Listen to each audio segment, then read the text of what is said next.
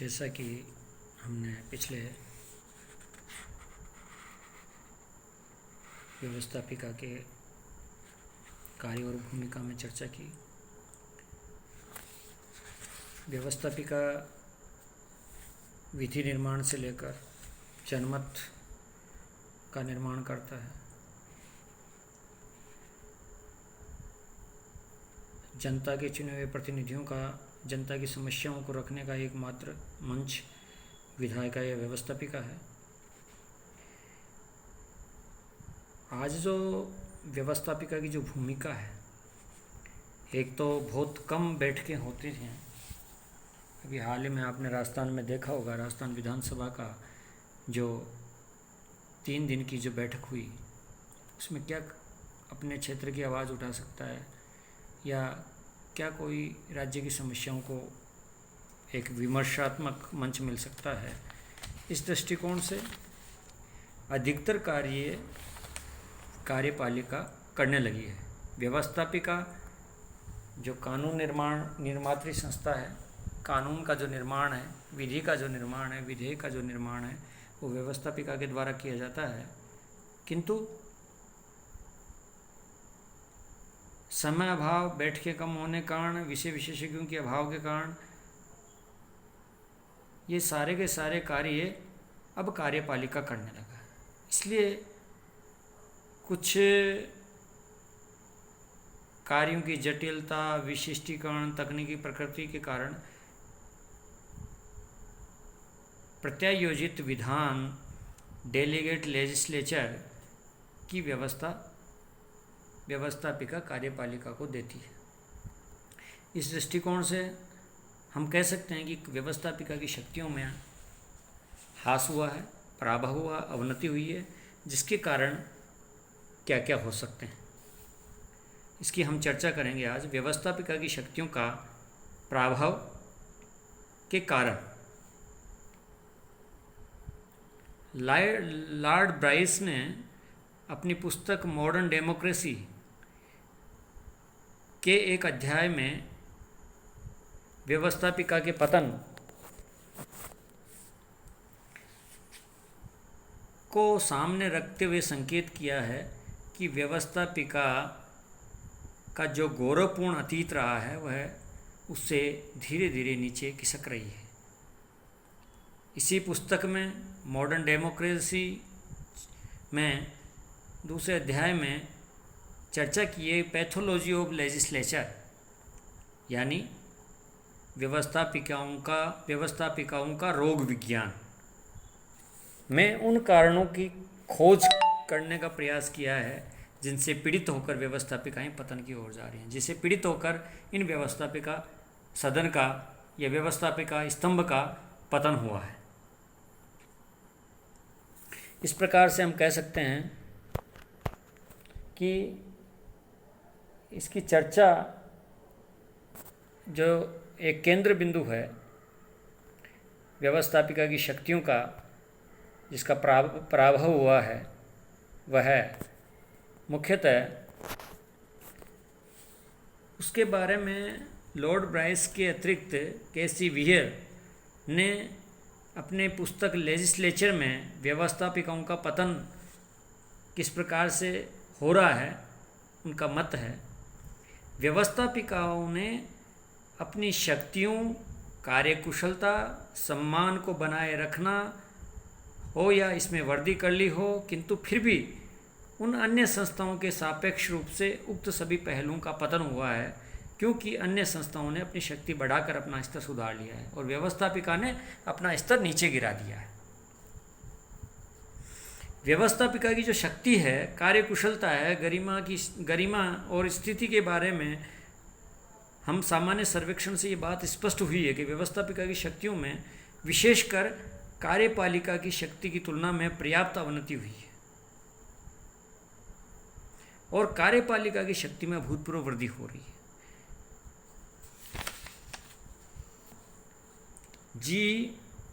Gene Blundell भी व्यवस्थापिका के प्रभाव को केवल विधि निर्माण के क्षेत्र में ही स्वीकार करते हैं।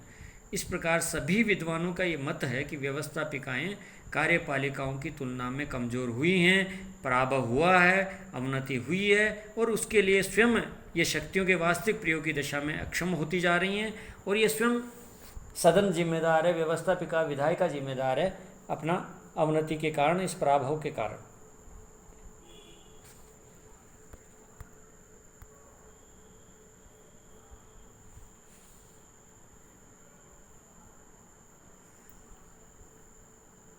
आज हम व्यवस्थापिका के हास, व्यवस्थापिका की शक्तियों का हास, पराभव की जो कारण की चर्चा करेंगे वो इस प्रकार से है। पहली है सरकारी कार्यों की बढ़ती जटिलता, विशिष्टीकरण और तकनीकी प्रकृति। जो पहला कारण है वो इस प्रकार से है।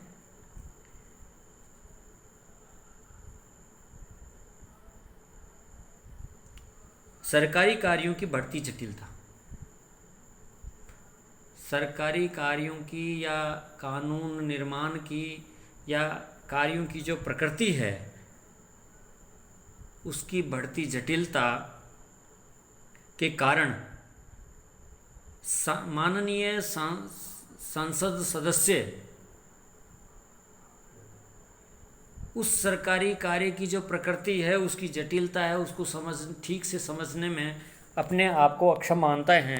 इस दृष्टिकोण से उन्होंने ये कार्य व्यवस्थापिका का जो कार्य है वो कार्यपालिका को सौंप दिया। आधुनिक युग में विज्ञान और तकनीकी के विकास के कारण प्रशासनिक समस्याओं की जो प्रकृति है वो अत्यंत जटिल हो गई है। आज व्यवस्थापिकाओं द्वारा विज्ञान और तकनीकी की प्रगति से प्रभावित अनेक जटिल तकनीकी मामलों पर व्यवस्थापन किए जाने की अपेक्षा की जाती है। व्यवस्थापिका के सदस्य तकनीकी रूप में इतने योग्य या सक्षम नहीं होते कि तकनीकी और जटिल मामलों से संबंधित विधायन में अपना योगदान कर सके।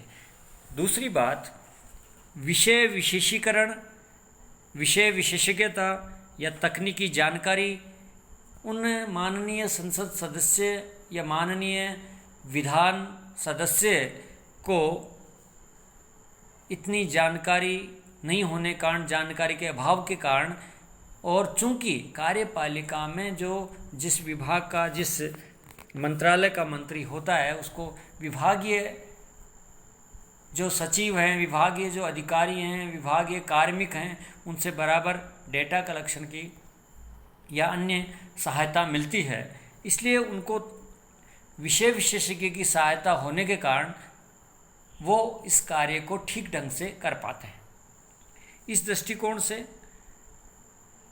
जो सरकारी कार्यों की जो बढ़ती जटिल प्रकृति है, विशेषीकरण है, तकनीकी प्रकृति है, उसमें व्यवस्थापिका के माननीय सदस्य या विधायिका के या विधानसभा विधान गृह के या विधानसभा के जो माननीय सदस्य विधायक हैं, वो इस विधायिका के सदस्य अपने इन तकनीकी जानकारी नहीं होने का, अभाव होने के कारण, नहीं जानकारी होने के कारण वह सारे कार्य कार्यपालिका संपन्न करती है। इसलिए भी व्यवस्थापिका का जो पहला कारण है वो सरकारी कार्यों की बढ़ती जटिलता, विशिष्टीकरण या विशेषीकरण और तकनीकी प्रकृति के कारण सारा का सारा कार्य व्यवस्थापिका अपने प्रदत्त विधायन के माध्यम से, प्रदत्त विधायन के माध्यम से, प्रदत्त व्यवस्थापन के माध्यम से वह सारे कार्य कार्यपालिका को सौंप देता है। इसलिए भी व्यवस्थापिका के कार्यों में हास हुआ है, पराभव हुआ, अवनति हुई है।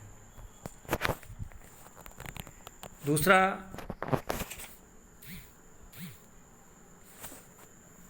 कारण है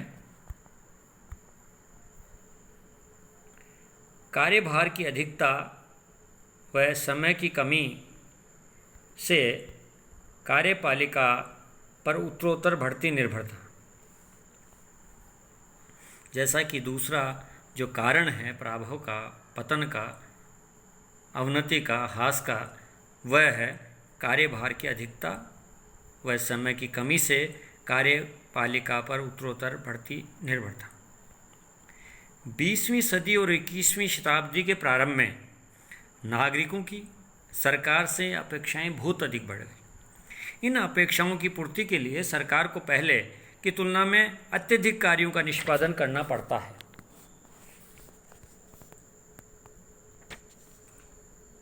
इस कारण नागरिकों की बढ़ती हुई अपेक्षाओं, विकास हेतु नियोजित अर्थव्यवस्था का मार्ग स्वीकार करने और वित्तीय क्षेत्र में व्यवस्थापिका का एकाधिकार होने से व्यवस्थापिका के कार्यों में अभूतपूर्व वृद्धि हुई है। किंतु दूसरी ओर व्यवस्थापिका के अधिवेशनों का समय धीरे धीरे, बैठकों का समय धीरे धीरे कम हो गया। अभी हाल में राजस्थान विधानसभा में मात्र 3 बैठकें हुई और उसमें भी हंगामे की भेंट चढ़ गया अधिकतर समय।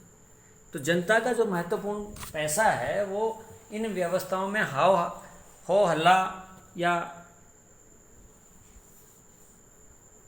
धूम धड़का वाली जो स्थिति है, इनकी भेंट चढ़ जाता है, न कि कोई सार्थक चर्चा होती है इसमें।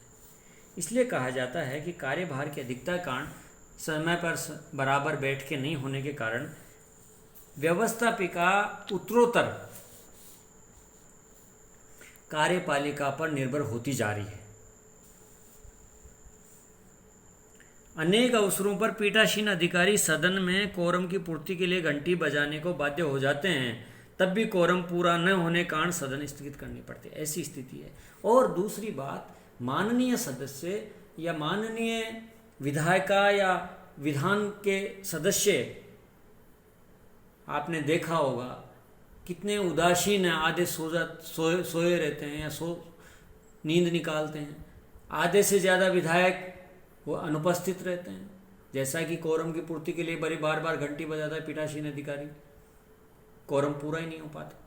इस कारण से हम कह सकते हैं कि माननीय सदन के सदस्य या माननीय सदस्यों के कारण, चाहे वो विधायिका के हों, चाहे वो संसद के हों, चाहे विधानसभा में हों, इनकी अरुचि सार्थक बहस या विमर्श करने में असमर्थ होने के कारण बराबर ये कार्यपालिका पर निर्भर रहते हैं और इसके कारण इस व्यवस्थापिका या विधायिका की जो शक्ति का जो ह्रास हुआ है वो हमें देखने को मिलता है। तीसरा जो महत्वपूर्ण कार्य है, प्रदत्त व्यवस्थापन या प्रदत्त विधायन, जिसका तात्पर्य है कि एक क्षेत्र में कार्यपालिका ने कार्य एक बहुत बड़ा भाग अपने हाथ में ले लिया और यह क्षेत्र है विधि निर्माण का। प्रदत्त व्यवस्थापन की शक्ति कारण व्यवस्थापिका अपने कानून बनाने के मूल दायित्व को कार्यपालिका पर छोड़ती है या कार्यपालिका को अपना स्थानांतरण। प्रदत्त व्यवस्थापन का या प्रदत्त विधायन का तात्पर्य यह है कि विधायिका अपने दायित्व, विधान निर्माण या कानून निर्माण का जो दायित्व है, मूल दायित्व है, जहाँ सदन में कानून निर्मात्री संस्था कहा जाता है सदन को, उस विधायिका का मूल जो कार्य है उस कार्य को उस विषय विशेषज्ञ की जानकारी या सहायता नहीं मिलने के कारण और माननीय सदस्य उस विषय के बारे में जानकारी नहीं होने के कारण वह शक्ति है, वो कानून बनाने की जो शक्ति है, विधि निर्माण की जो शक्ति है, वह कार्यपालिका को सौंपती है या स्थानांतरण करती है। उसको हम प्रदत्त विधायन कहते हैं। इस प्रदत्त विधायन की व्यवस्था के कारण भी शक्ति का ह्रास, क्योंकि सबसे जो महत्वपूर्ण कार्य है विमर्शात्मक सदन है, किंतु जब तक संसद उस कानून या विधेयक पर चर्चा करके पारित नहीं करेगी तब तक वह कानून का, विधि का रूप राष्ट्रपति के पास बिल पास होके नहीं जाएगा, तब तक वह कानून का रूप ग्रहण नहीं करेगा। जो मूल दायित्व है विधायिका का, व्यवस्थापिका का, वह कार्य ही जब प्रदत्त विधायन के माध्यम से, प्रदत्त व्यवस्थापन के माध्यम से कार्यपालिका को जब सौंप दिया है तो शक्ति का ह्रास हो नहीं था। इस महत्वपूर्ण कार्य को कार्यपालिका पर छोड़ दिए जाने के कारण ही कार्यपालिका की शक्ति में अभूतपूर्व वृद्धि, जबकि कार्यपालिका का दायित्व उस कानून या विधि निर्माण हो, व्यवस्थापिका के द्वारा उसका क्रियान्वयन करे, किंतु विधि का निर्माण भी अब वो करने लगी है प्रदत्त विधायन के माध्यम से। इसके कारण सबसे बड़ा जो ह्रास का कारण है, जैसा कि माननीय संसद सदस्य, माननीय विधान सदस्य को पर्याप्त जानकारी या विषय की जानकारी नहीं हो सकती है, ये चल सकता है, किंतु जब मूल कार्य ही आपने अपना कार्यपालिका को सौंप दिया, स्थानांतरण कर दिया प्रदत्त विधान के माध्यम से, तो व्यवस्थापिका की क्या स्थिति हो सकती है। इसलिए हम कह सकते हैं कि इस प्रदत्त विधान के माध्यम से जो मौलिक दायित्व है व्यवस्थापिका का, वह संकुचित कर दिया गया है, जिसकी प्रतिष्ठा और महत्व में कमी आना स्वाभाविक ही है, और कार्यपालिका की शक्ति अपने आप उत्तरोत्तर बढ़ रही है। चौथा है दलीय अनुशासन। जैसा कि एलन बॉल ने लिखा है, 20वीं शताब्दी में बड़े बड़े अनुशासित दलों के विकास तथा कार्यपालिका की शक्ति की संश्लिष्टता और उसके बढ़ते हुए क्षेत्रों के कारण व्यवस्थापिका के प्रभाव या ह्रास की चर्चा एक साधारण सी बात हो गई है। सही मायने में कार्यपालिका ने सही अर्थों में राजनीतिक दलों के माध्यम से छीन लिया है, व्यवस्थापिका की शक्तियों को छीन लिया गया है। इस दलीय अनुशासन के कारण ही वह सत्ता में कार्यपालिका में स्थित है। जिस दल का बहुमत होता है उस दल की सरकार होती है। उस दल का नेता को प्रधानमंत्री या उस प्रधानमंत्री बनाया जाता है। प्रधानमंत्री अपने आधार पर अपने मंत्री परिषद की राष्ट्रपति को सिफारिश करता है। इसलिए दलीय अनुशासन के कारण व्यवस्थापिका में सारे कार्य कार्यपालिका अपने संबंध करा, क्योंकि व्यवस्थापिका में जिस दल की सरकार होगी, जिस दल का बहुमत होगा, उस दल की वह सरकार होगी और जिसका नेतृत्व प्रधानमंत्री करेगा। इस कारण से हम कह सकते हैं कि दलीय अनुशासन होने के कारण कार्यपालिका में स्थित किसी भी दल की सरकार है, उसका नेता सर्वमान्य होने के कारण, उस दल का सर्वमान्य नेता होने के कारण, उस दलीय अनुशासन में आबद्ध होने के कारण राजनीतिक दल उस नेता को, उसको प्रधानमंत्री जो बनाते हैं, वह एक अनुशासित दल के रूप में कार्य करता है और व्यवस्थापिका में उसका फायदा या लाभ मिलता है। क्योंकि व्यवस्थापिका में उस दल का बहुमत है, तब तक उसका अस्तित्व है। इसलिए उस नेता का सारे कार्य व्यवस्थापिका में अपने बहुमत के आधार पर सारे कार्य संपन्न है और व्यवस्थापिका देखती रहती है, न कि वह सार्थक चर्चा में योगदान देती है, रचनात्मक सहयोग देती है। एक समय था जब इंदिरा जी प्रधानमंत्री थी और कम सदस्य होने के बावजूद भी अटल बिहारी वाजपेयी जी का संयुक्त राष्ट्र संघ में भेजना, क्योंकि उनकी योग्यता और उनकी सक्षमता को जानती थी। किंतु आज ऐसा माननीय संसद सदस्य बहुत कम देखने को मिलते हैं। इसलिए वरना दलीय अनुशासन के कारण कार्यपालिका व्यवस्थापिका में अपने कार्य संपन्न करने में अग्रणी रहती है और अपने कार्य स्मार्ट तरीके से या प्रगत तरीके से अपने कार्य संपन्न करती है। इसलिए दलीय आधार पर समर्थन के कारण व्यवस्थापिका की जो सारी शक्तियां हैं उनका प्रयोग नहीं करती, वरन उनके नियंत्रण से भी मुक्त हो जाती है। इस बात से इनकार नहीं किया जा सकता कि दलीय अनुशासन की व्यवस्था के कारण व्यवस्थापिका कार्यपालिका के हाथों की कठपुतली बनकर रह गई है। इसलिए हम कह सकते हैं कि व्यवस्थापिका का ह्रास का कारण एक दलीय अनुशासन भी है। अगला कारण है प्रभाव का ह्रास का कार्यपालिका द्वारा निम्न सदन को भंग करने का विशेषाधिकार।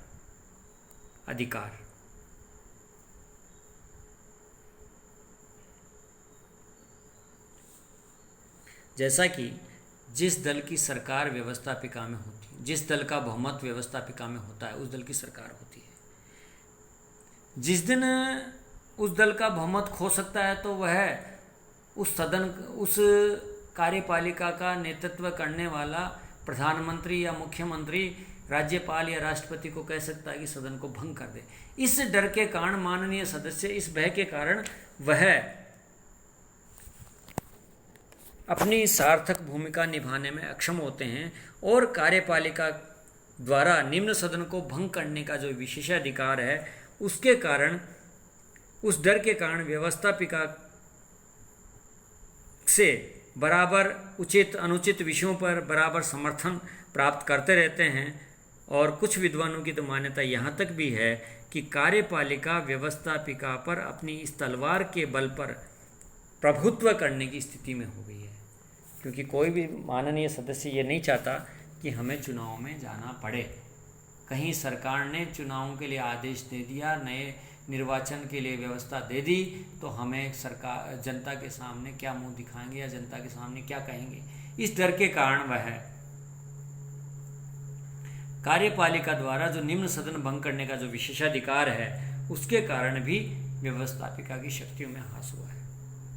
अगला है अंतर्राष्ट्रीय क्षेत्र में कार्यपालिका की प्रधानता। जैसा कि अमेरिका के राष्ट्रपति रहे हैं वुडरो विल्सन और राजनीति विज्ञान के आचार्य रहे हैं, उनका ये मानना है कि यह एक शाश्वत सत्य है।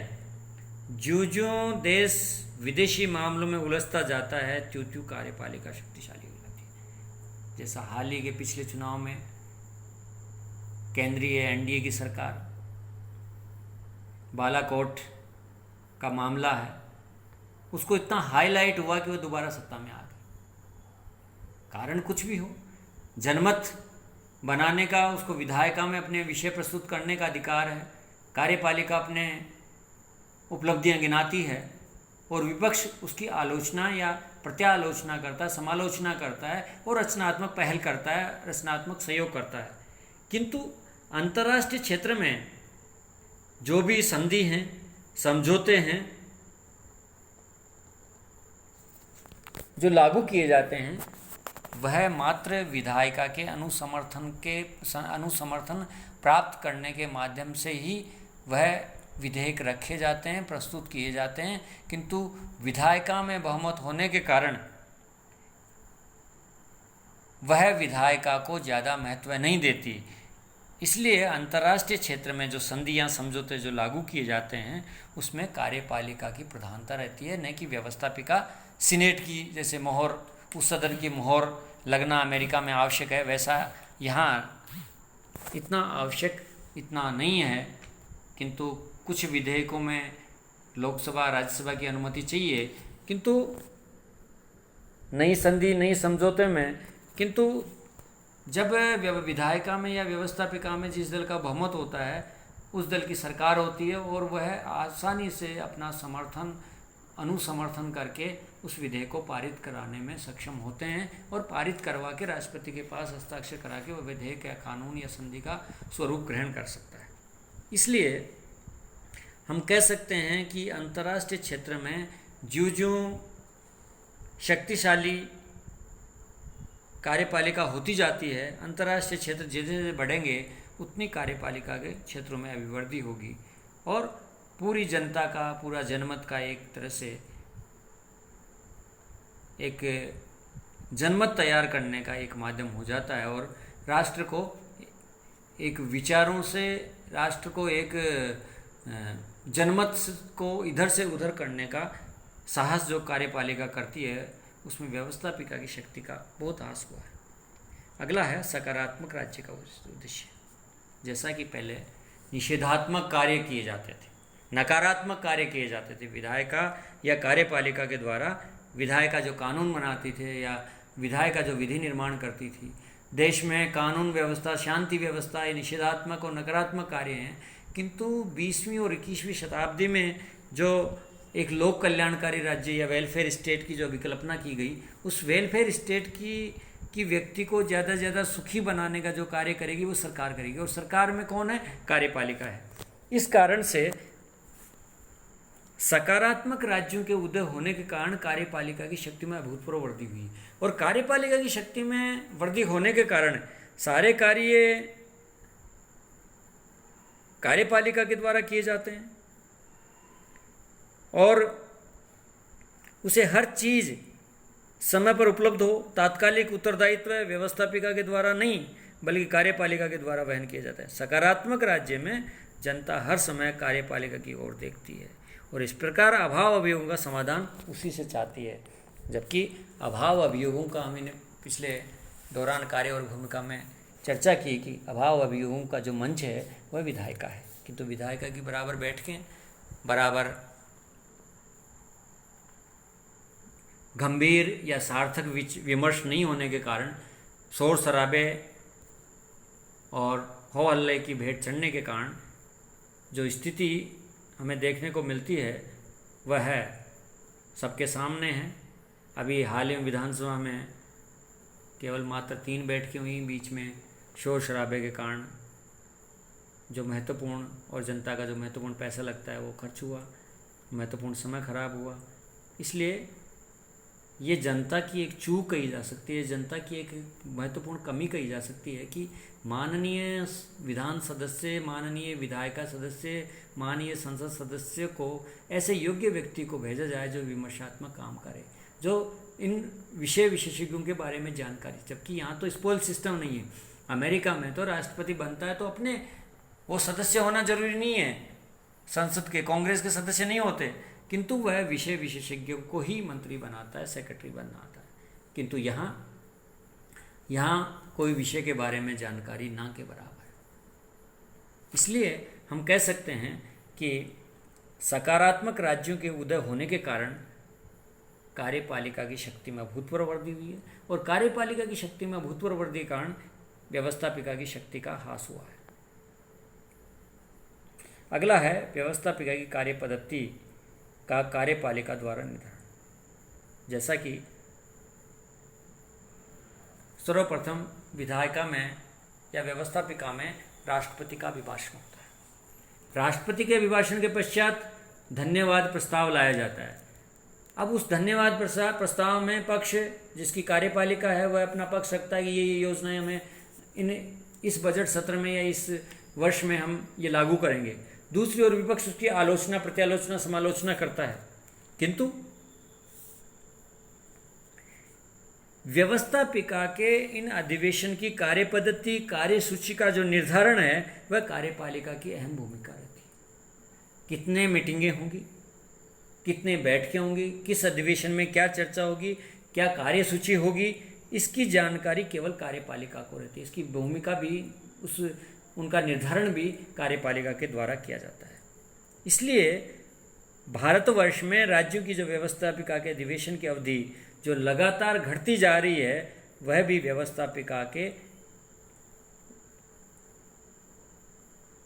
कार्यपालिका के प्रभाव का स्पष्ट द्योतक है, या कह सकते हैं कार्यपालिका ने व्यवस्थापिका के अपने अधिकार को अपने ऊपर ओढ़ लिया है, या व्यवस्थापिका का जो कार्य क्षेत्र है उस पर भी अनाधिकार रूप से कब्जा या क्षेत्राधिकार के ऊपर से अपना नियंत्रण स्थापित कर लिया। अगला हम कह सकते हैं प्रशासकीय न्याय प्रणाली। वर्तमान युग में कार्यपालिका न केवल प्रदत्त विधायन के कारण विधि निर्माण के क्षेत्र में शक्तिशाली होती चली जा रही है, किंतु प्रशासकीय न्यायाधिकरण की व्यवस्था के कारण भी कार्यपालिका को न्यायिक क्षेत्र में प्रवेश मिल गया है। जैसा कि लॉर्ड हिवर्ट ने अपनी पुस्तक न्यू डेस्पोटिज्म, नवीन निरंकुशता में चर्चा की है कि ये जो कार्यपालिका की शक्ति में अभूतपूर्व वृद्धि हुई है, प्रशासकीय न्याय प्रणाली या जिसे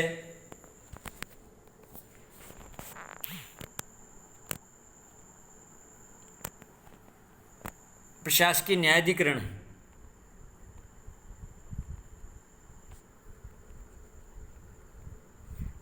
उनकी जो भूमिका है और प्रशासकीय न्यायाधिकरण के कारण सबसे ज़्यादा जो भूमिका है वह नौकरशाही की पड़ती है, और नौकरशाही अपने तरीके से अपने व्याख्या करती है, उससे जनहित से कोई लेना देना नहीं है। इसके कारण जो मोंटेस्क्यू का जो सिद्धांत है, शक्ति पृथक्करण का जो सिद्धांत है, कार्यपालिका अपना काम करे, व्यवस्थापिका अपना काम करे और न्यायपालिका अपना करे, किंतु सारी शक्ति का केंद्र बिंदु अब कार्यपालिका हो गया है। इसलिए लॉर्ड हिवर्ट ने न्यू डेस्पोटिज्म में नवीन निरंकुशता इस नौकरशाही की बताई। कार्यपालिका के नीचे काम करने वाले नौकरशाही है, इसलिए इस नौकरशाही की जो नवीन निरंकुशता है, न्यू डेस्पोटिज्म है, उसको इंगित करते हुए कहा है कि इसके कारण बहुत सी सारी शक्तियां हैं वो केंद्र बिंदु कार्यपालिका हो गई है। इसके कारण भी व्यवस्थापिका की शक्ति में, विधायिका की शक्ति में ह्रास हुआ, अवनति हुई है। अगला है व्यवस्थापिका के प्रतिभाशाली सदस्यों को व्यवस्थापिका में स्थान। जैसा कि संसद में 2 सदन होते हैं, एक लोकप्रिय सदन लोकसभा, एक राज्यसभा। राज्यसभा का जो माननीय सदस्यों की एक प्रकृति है वो गंभीर प्रकृति है, उसमें सदैव विमर्श होते हैं। वह सदन कभी विघटित नहीं होता, वह सदैव चर्चा या विमर्शात्मक काम करता है। किंतु ये विदित है कि प्रधानमंत्री अपनी मंत्रिपरिषद का चयन करते समय व्यवस्थापिका के सर्वाधिक प्रतिभाशाली, योग्य, प्रभावशाली सदस्यों को कार्यपालिका में शामिल करता है। इसका परिणाम ये होता है कि व्यवस्थापिका लगभग नेतृत्व रहित हो जाती है और व्यवस्थापिका के सदस्य हर मामले के निर्णय के लिए कार्यपालिका की ओर देखते हैं। इस व्यवस्थापिका की परमुखापेक्षी स्थिति ने अत्यंत महत्वहीन बना दिया है। दूसरी स्थिति है जो राज्यसभा में जो सार्थक बहस, सार्थक विमर्श कर सकते हैं और ऐसे व्यक्ति, विद्वान व्यक्तियों को राज्यसभा में भेजा जाता है, किंतु आज जो स्थिति है, जो लोकसभा राज्यसभा में असफल होते हैं, उनको राज्यसभा का रास्ता दिखाया जाता है, उनको राज्यसभा में भेजा जाता है ताकि उनको संतुष्ट किया जा सके, गुटबाजी नहीं हो। वरन राज्यसभा में वो सदस्य चुने जाने चाहिए जो विषय के विशेषज्ञ हो, जानकार हो, गंभीर प्रकृति के हो, जो अच्छे अपने अपने क्षेत्र में स्पेशलिस्ट हो, विषय विशेषज्ञ हो। ऐसे व्यक्तियों को अगर राज्यसभा में भेजा जाता है तो सदन की गरिमा बढ़ती है, व्यवस्थापिका में विमर्शात्मक कार्य बढ़ता है और एक जनमत तैयार करने में उनकी महत्वपूर्ण भूमिका होती है। किंतु ऐसे सदस्यों का निर्वाचन नहीं होना एक बहुत बड़ा कारण है कि व्यवस्थापिका के प्रतिभाशाली जो सदस्य हैं उनको कार्यपालिका में प्रमुख स्थान मिल जाता है, जिससे कि सदन में चर्चा करने के लिए कोई व्यक्ति एक सार्थक बहस करने या सार्थक चर्चा करने के लिए उपस्थित नहीं रहता। ये भी एक हास का कारण है व्यवस्थापिका में। अगला है जानकारी प्राप्त करने के अधिकार में कटौती। जैसा कि हाल ही भारत में कार्यपालिका की पहल व्यवस्थापिका के सदस्यों के या किसी भी राजनीतिक या प्रशासनिक जानकारी प्राप्त करने के जो अन्य अधिकार में जो कटौती की गई है, जांच आयोग संशोधन अधिनियम के माध्यम से कार्यपालिका ने यह अधिकार अपने हाथों में केंद्रित कर लिया। चाहे वह किसी भी जांच आयोग का प्रतिवेदन संसद में प्रस्तुत करेगी, चाहे तो उसे रोक सकेगी। कार्यपालिका का यह कृत्य संसद सदस्यों के जानकारी प्राप्त करने के मूलभूत अधिकारों में एक निर्णायक सीमा तक कटौती माना गया है। ऐसी स्थिति में व्यवस्थापिका के प्रभाव की प्रकाष्ठा मानी जाती है, यानी जानकारी प्राप्त करने के अधिकार में भी कटौती। बैठकें इतनी कम होती हैं, प्रश्न पूछने, पूरक प्रश्न पूछने, शून्यकाल में जो प्रश्न पूछने का जो अधिकार है, अभी प्रश्नकाल और शून्यकाल अभी 3 दिन की बैठकों में हुआ ही नहीं। केवल 2-2 मिनट का माननीय सदस्यों को मौका दिया गया और कुछ को 15-15 मिनट का समय दिया गया जो मुख्य नेता रहे।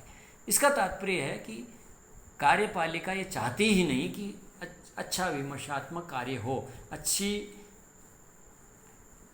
जनता को जानकारी मिले, जनमत के या जनहित के मुद्दे उठाए जाएं।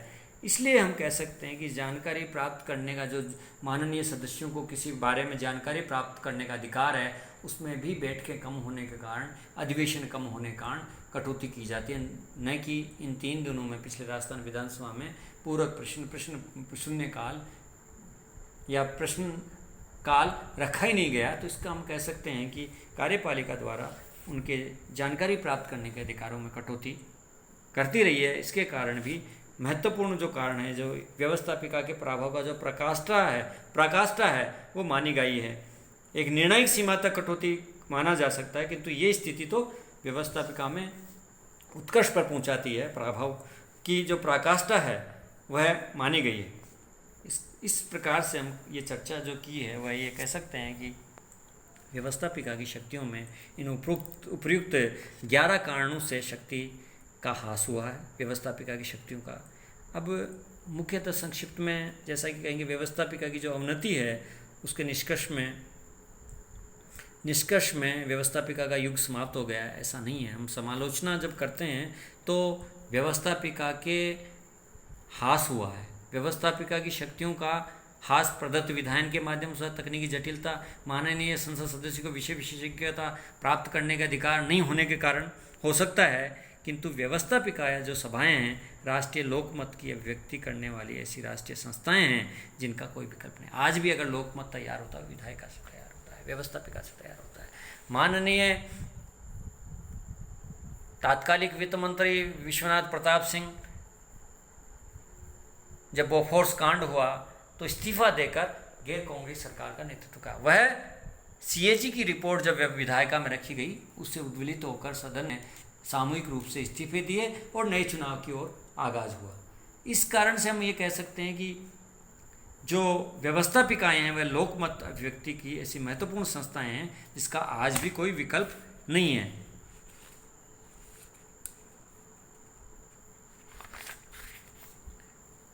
किंतु व्यवस्थापिका का कार्यपालिका पर नियंत्रण रखने का जो अधिकार आज बहुत महत्वपूर्ण और सार्थक है, ये कम होता जा रहा है। व्यवस्थापिका या विधायिका है वह कार्यपालिका पर नियंत्रण जो रखना चाहिए, प्रशासन पर जो नियंत्रण रखती है, किसी विभाग की, किसी मंत्रालय की जो जानकारी जो पूछती है, जो प्रश्न पूछती है, पूरक प्रश्न पूछती है, शून्यकाल में जो प्रश्न उठाते हैं उससे प्रशासन तेज हो जाता है। कई बार देखने को सुनने को मिलता है विधानसभा में ये प्रश्न पूछे गए हैं तो सारे विभाग उसके उत्तर तैयार करने में लगे रहते हैं, मशीनरी पूरी सक्रिय हो जाती है। इस कारण से हम कह सकते हैं कि कार्यपालिका या प्रशासन पर जो नियंत्रण रखने का जो महत्वपूर्ण हथियार है, साधन है, वह व्यवस्थापिका है।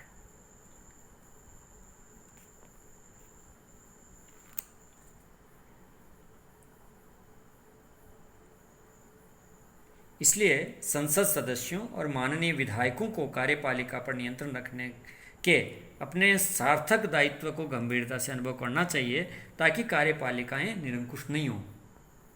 वर्तमान में विपक्ष है या विधायिका का जो स्वरूप है वह इतना सक्षम ही नहीं हो पाता। आज जो स्थिति बनी हुई है वह कार्यपालिका ज़्यादा हावी हो रही है, ज़्यादा प्रभावशाली हो रही है, विपक्ष बराबर सार्थक बहस कर ही नहीं पा रहा है। इसलिए हमें मानना चाहिए कि विषय विशेषज्ञता के कारण, विशेषज्ञ पहुंचाने के कारण और माननीय संसद सदस्य को अपने दायित्व में अनुपस्थित न होकर सार्थक बहस में, सार्थक विमर्श में सहयोग देना चाहिए, नहीं कि अनुपस्थित रहकर अपने एक बार मुंह दिखाकर वापस आ जाना और अपने अपने कार्य क्षेत्र में लोगों को घुमाना दिखाना, ये सब इन चीज़ों से घटना चाहिए या इन चीज़ों से दूर होना चाहिए। सस्ती लोकप्रियता नहीं लेनी चाहिए, बल्कि आप अपने दायित्व को सार्थक निभाते हुए, अपने दायित्व की सार्थकता सिद्ध करते हुए, उन दायित्व की पूर्ति के लिए आप जनता के बीच में दोबारा जाने वाले, जनता जनहितों को मुद्दों को विधायिका में या विधानसभा में उठाने वाले हैं, जिससे आपकी जनता की जो समस्याएं दूर होंगी। क्योंकि आपके एकमात्र प्रश्न उठाने से उस क्षेत्र की, उस विभाग की पूरा ऑपरेशन हो जाएगा। इसलिए कहा जाता है कि माननीय सदस्यों को इसे गंभीरता से लेना चाहिए जिससे कि कार्यपालिकाएं निरंकुश नहीं बने। अंत में यही कहा जा सकता है कि आधुनिक राजनीतिक व्यवस्था में व्यवस्थापिकाएं एकता का केंद्र, राष्ट्रीयता का प्रतीक, शिकायतों को प्रस्तुत करने का एकमात्र मंच और सारे राष्ट्र को एक सूत्र में बांधने की जो महत्वपूर्ण भूमिका निर्वाह करती है वह विधायिका है।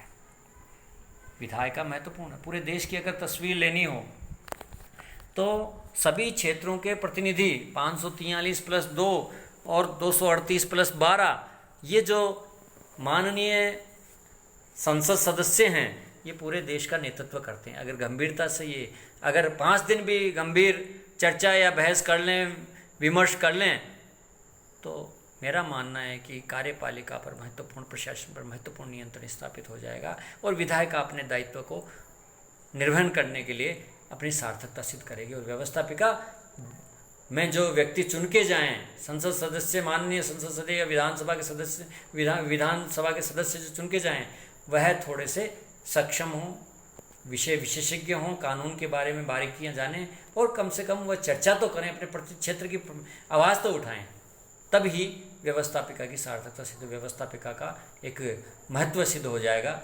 और विधायिका का जो महत्वपूर्ण कार्य, विधि निर्माण का कार्य, उसमें अगर रुचि लेने लगें तो विधायिका की शक्ति कार्यपालिका पर एक निरंकुशता, कार्यपालिका जो निरंकुश है उस पर नियंत्रण करने का महत्वपूर्ण साधन हो जाएगा। प्रशासन पूरा नियंत्रण हो जाएगा और विधायिका का एक महत्वपूर्ण जो अंग है सरकार का, वह पूरी तरह से सार्थकता सिद्ध होगी। आज के लिए बस इतना ही। धन्यवाद।